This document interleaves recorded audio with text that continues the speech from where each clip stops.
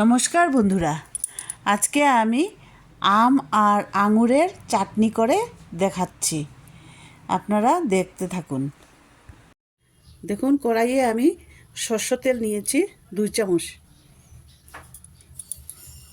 এবারে আমি এখানে সর্ষ 1 চামচ দিয়েছি।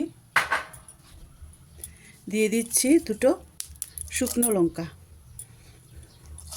এটা একটু ভাজা হয়ে আসুক।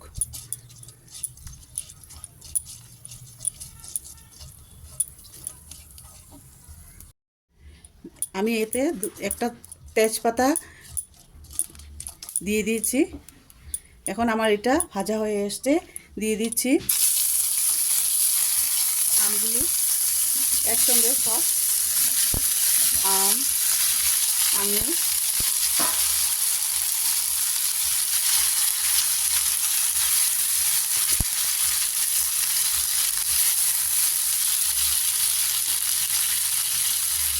দিয়ে দিলাম। বন্ধুরা, আমের চাটনিতে আর আঙ্গুরের চাটনিতে সাধারণত সবাই হলুদ দেয় না, কিন্তু আমি 1/4 চামচ, ছোটো চামচের 1/4 হলুদ দিলাম। এখন দিয়ে দিচ্ছি 1/4 নুন। দিয়ে এটাকে ভালো করে নেড়ে চেড়ে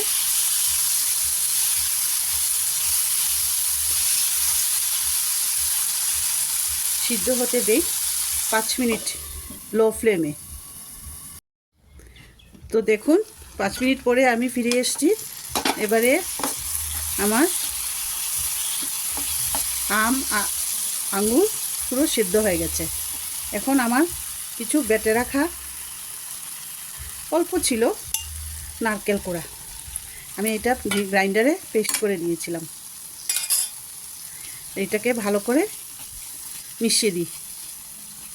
তো বন্ধুরা, এই ছোট্ট ভিডিওটি দেখার জন্য আপনাদের কাছে আমার একটা অনুরোধ রইল। আপনারা লাইক করবেন, শেয়ার করবেন, সাবস্ক্রাইব করতে ভুলবেন না। পাশে থাকার বেল আইকনটিকে প্রেস করে দিবেন।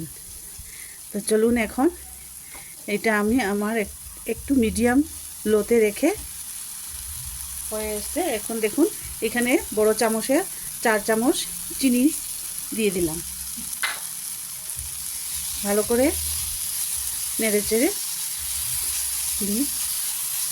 চিনিটা ভালো করে গলে না যাওয়া পর্যন্ত নাড়তে থাকবো, নাহলে লেগে না যায়।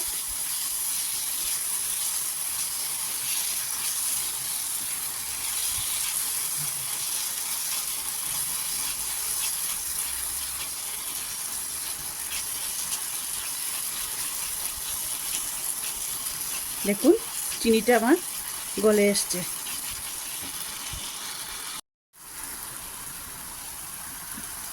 আমার এটা পুরোপুরি কষানো হয়ে গেছে।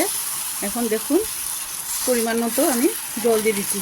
কেউ মাখো মাখো করে, আমি একটু পাতলার মধ্যে রাখছি। গরম দিনে পাতলা পাতলা তো চাটনিটা খেতে ভালো লাগে। এবারে এটাকে ঢাকা দিয়ে আরও 5 মিনিট ফুটতে দিই। ফিরে আসলাম। দেখুন, আমার এটা পুরো সম্পূর্ণ হয়ে গেছে। এবারে আমি দেখুন 1 চামচ রাঁধুনি নিয়েছি। এই রাঁধুনিটাকে হাতে এইভাবে কষলে কষলে এইভাবে ছড়িয়ে দিবেন। দেখবেন দুর্দান্ত লাগে খেতে,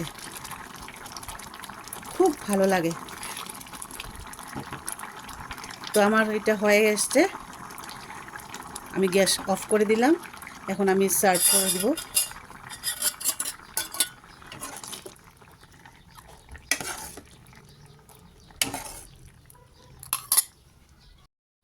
দেখুন বন্ধুরা, আমার চাটনিটা খেয়ে দেখবেন একবার বানিয়ে। আমার অনুরোধ রইল, একবার বানিয়ে দেখুন। তাহলে আজকের মতো ভিডিওটা শেষ করলাম। দেখা হচ্ছে নেক্সট ভিডিওতে।